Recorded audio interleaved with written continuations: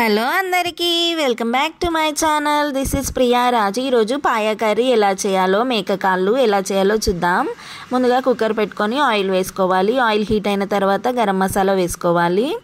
సాజీరా, లవంగాలు, ఇలాచీ, చెక్క, బగారాకు వేసుకొని మిక్స్ చేసుకోవాలి. అవి వేగిన తర్వాత ఆనియన్స్, పచ్చిమిర్చి వేసుకొని అవి కూడా వేగేంత వరకు వెయిట్ చేయాలి. చూడండి, నేను హాఫ్ ఆనియన్ కట్ చేయకుండా అలానే వేసాను. మీకు ఎవరికైనా ఎప్పుడైనా ఇలా మీరు కూడా చేశారా చెప్పండి కామెంట్ బాక్స్లో. తర్వాత అల్లం వెల్లుల్లి పేస్ట్ వేసుకోవాలి. అల్లం వెల్లుల్లి పేస్ట్ వేసుకొని మిక్స్ చేసుకోవాలి. మిక్స్ చేసుకున్న తర్వాత అది కూడా పచ్చివాసన పోయిన తర్వాత పసుపు, సాల్ట్ వేసుకొని కలుపుకోవాలి. ఒక 2 minutes మగ్గిన తర్వాత, సారీ ఫ్రెండ్స్, నేను ధనియాల పొడి వేసాను, ఆ క్లిప్పింగ్ మిస్ అయింది. తర్వాత పుదీనా వేసుకోవాలి. పుదీనా వేసుకొని మళ్ళీ ఒకసారి బాగా మిక్స్ చేసుకోవాలి.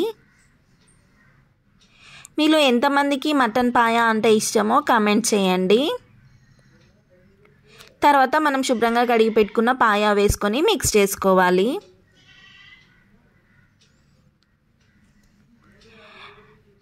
రైస్లోకి, రోటీలోకి, చపాతీలోకి బాగుంటుంది, పుల్కాలోకి కూడా.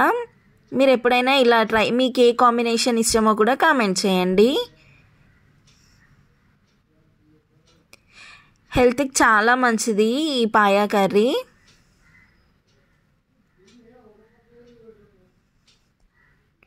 చూడండి, వేసుకొని మిక్స్ చేసుకోవాలి. మా వీడియోస్ మీకు నచ్చినట్లయితే లైక్ చేయండి, షేర్ చేయండి, సబ్స్క్రైబ్ చేసుకోండి. మరిన్ని లేటెస్ట్ వీడియోస్ కోసం బెల్ ఐకాన్ క్లిక్ చేయండి.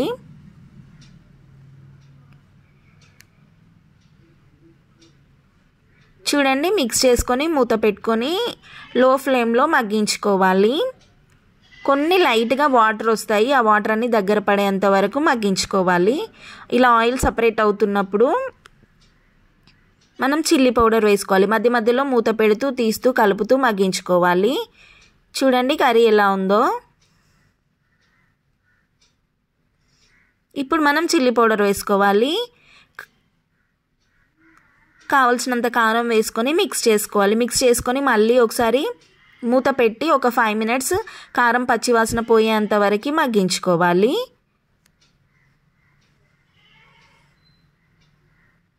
చూడండి, ఇలా ఆయిల్ సపరేట్ అవుతుంది.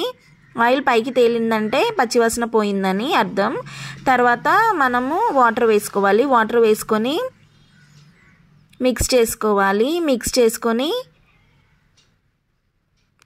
కుక్కర్ మూత పెట్టేసి 8 whistles రానివ్వాలి. హై ఫ్లేమ్లో అయితే 12 whistles రానివ్వాలి. లో ఫ్లేమ్లో అయితే 8 whistles వస్తే సరిపోతుంది. కర్రీ అనేది చాలా బాగుంటుంది.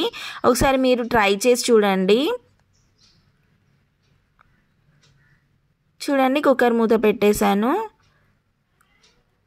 తర్వాత కర్రీ అనేది రెడీ అయిపోయింది. చివరిగా గరం మసాలా వేసుకోవాలి. వేసుకొని కొత్తిమీర వేసుకోవాలి. చూడండి, tasty tasty mutton paya curry ready.